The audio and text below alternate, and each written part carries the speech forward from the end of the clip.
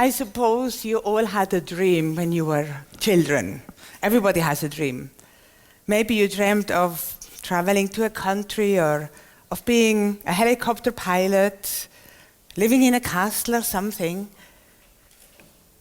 Sometimes we forget our dreams. This was my dream. Ever since I'm a child, I dreamed that one day I would go into the West, the Indian country, Native American. It was just a matter of time. I just knew that's what I want to do, and I will do it one day. Native Americans fascinated me. I read everything I found about the tribes, and most of all, the Lakota tribe. The Lakota, we know them as Sioux. They are in the Midwest. They are the ones who had the last fight called Indian Wars, but it was not really Indian Wars. It was like settlers, and a long story with a sad end. So now the tribes and the Native Americans mostly live on Indian reservations. We don't really know a lot about reservations. So this was my dream. I had to wait 32 years. And then all of a sudden I read about a trip to the Pine Ridge Reservation. I was it was like a lightning struck me. Is that on? Okay. 3 months later, I was in an airplane with a few people, a small group, people I never knew before, but we had one thing common, we had a dream.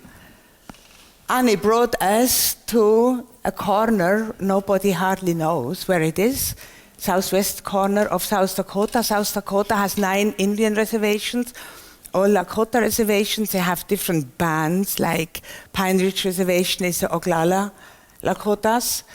And it was a big Sioux reservation, and it was split up into little reservations. So we landed in Denver in '89.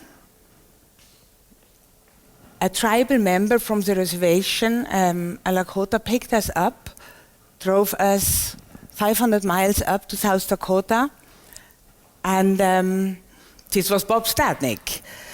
To make a short story, a long story short, we don't want to make it long, I have a time thing here. To make a long story short, I arrived on June 17th, and in August I was married. I had a husband with 4 kids all of a sudden. This is how it looks today when you, the nearest town is Rapid City. You drive 80 miles to the reservation. It's land that nobody really wanted because it's dry, has no lakes, no really big rivers, difficult to live. It's very isolated. This is where I live. So I married Bob with his 4 children, and I felt home. I felt this is where I have my roots. I felt this was what I would call home. Native Americans, these are dances, powwow dances. I heard their songs, I hear their languages, and I just felt this is my root. This is where I want to be. But it was difficult. The unemployment rate is 80%. The average income is $3,600. This is a common housing still. We give so much attention to third world countries nowadays, what is good, but we tend to forget or ignore that we have enormous poverty in United States. And I still don't quite understand how people can accept this, how people have to live like that.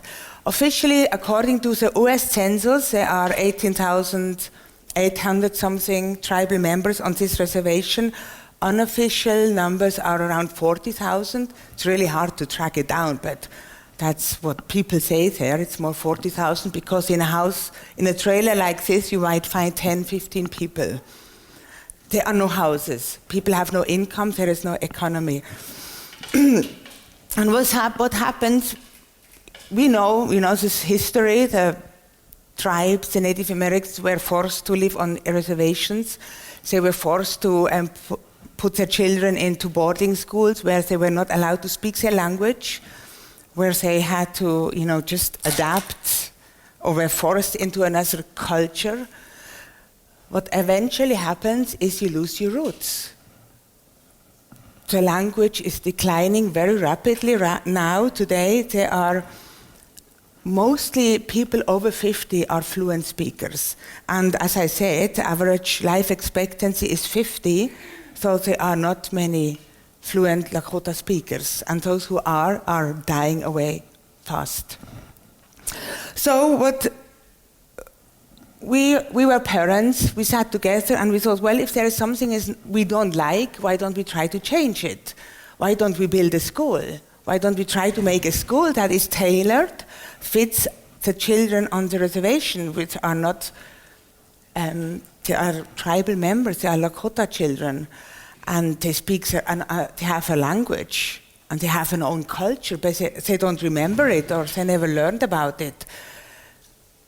The alcohol rate is high. I mean, there's nothing really to do on the reservation. There's a lot of drinking. And young people don't really have goals. What can we do? They don't have a lot of opportunities. We founded the Lakota Waldorf School. That was in '93, a non-profit organization. So here we were having a small school, but no parents' tuition. It's like a private school, but you don't have parents who can pay. So you need to get the money from somewhere else. So we started to travel and try to find money where people have money more than they really need. And this was the start of our school. My dream turned into a nightmare all of a sudden when my husband passed away. And then with 39, I was a widow and I had 3 little babies. And the other 4 children who were, meanwhile, almost grown up, teenagers. I kind of lost my roots again. I went back to Switzerland and stayed close to my parents and my family, and they helped me. But I started to prepare myself for the next step. I took classes. I went back to school for fundraising management at ZHW in Winterthur. And I had a laptop, so I started to write everything down, my story, how I came there, how the reservation is, how life is, what people struggle with. And then one day I read about a publisher from Switzerland, and I liked what I read. I sent her an email. I said, do you want to read my script? She said, yes, okay. So a few years later, my book was published, Wanawaki, and then it was a bestseller within 2 weeks. I moved back. 2008, I took my kids, I had my fundraising degree, and I moved back to South Dakota. We founded before I moved back, we founded in Switzerland the Lakota Foundation, me with a few friends. So we have a non-profit organization here to continue raising money. I moved back, and the third non-profit organization is the Lakota Tipi Camp, because we have no economy on the reservation, but we have land. South Dakota is like almost 5 times bigger than Switzerland, and it has around 700,000 citizens. Switzerland has like around 7 million, or maybe more now. So I thought, we have land, why don't we do a tourist thing in the summer when the school is closed? Every summer we have one group coming out. Now it's 1, maybe more later. But we host them in tipis. They sleep in tipis. We take them around. I organize, and we have Lakotas, young people, and we give them workshops, and they have a very interesting time and learn something about the culture. And the Lakotas, they have another opportunity to represent and present their culture. This Lakota Tipi Camp is actually another revenue for the Lakota Waldorf School. Here we are in the school. We have a kindergarten and now a 1st grade and then a 2nd grade. What is different here, it's like we use the Waldorf teaching method. So children learn their language at a very early age. Kindergarten, we have children from 3 to 6. We always have a waiting list because we have one small building, and we take only 18. So here they do hand games. That's a traditional game. It's like a guessing game, and the children sing. And this is our, on the right side is our kindergarten teacher, Tabor White Buffalo. And it's a good example of a young Lakota who still speaks his language. Not many do, but his father teaches. So, and he loves to be a kindergarten teacher. But if you want to do a different school, you also need to train your people. You know, you need to have a training.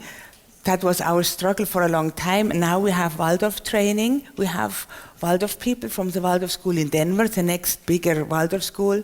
They come up 3 times a year and give us Waldorf training. So basically it's our first Waldorf training institute on an Indian reservation in North America. And we have people from Earth Reservation coming too. This is circle time, so they have a rhythm every day, and the children sit in a circle and they count everything very playful, like Washi, Numpa, Yamni, Topa, and they enjoy it. They don't even know that they learn. And this is our first grade. When we started first grade, we thought, well, we do immersion all Lakota, but we found this is very difficult because most of the children don't understand anything, the young ones. So we have to build it up, and for this we need to find Lakota teachers who are fluent. And our teachers are also interested and go through the Waldorf training. A very important part is garden. The children we have our school garden, so here they plant vegetables, salad, and this is we don't think, it's like, we know it's a very important activity because the diabetes rate is very, very high. Over 50% people suffer of diabetes. The children plant seeds, we planted a tree, so it is experience of going back to the roots, planting your roots, and that's what we think. You know, we think that you have to know where you come from to know where you are going to. So they have to know where they have their roots and what their history is and what their people is. This is a mission statement of the Lakota Foundation, creating a future together. So my dream started with a dream, and we have a school that turned out of this dream, and this is our future dream. What I do is at the school, I work in the administration, and I do the fundraising, I write to foundations, and that's like a never-ending job. And very challenging too.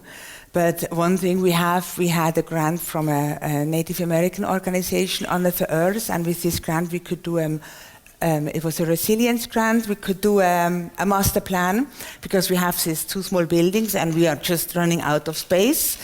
So this is something very, very unique. It's our dream, it's a dream, so I believe in dreams. Everything starts with a dream. You have it in your mind, and then eventually, one day it will be there on Earth. We dream of having teepees. I mean, like, these are permanent buildings, and it's the circle that represents the medicine wheel. That's like the whole philosophy of the culture and spirituality. We also plan to have a retail area to expand our teepee camp.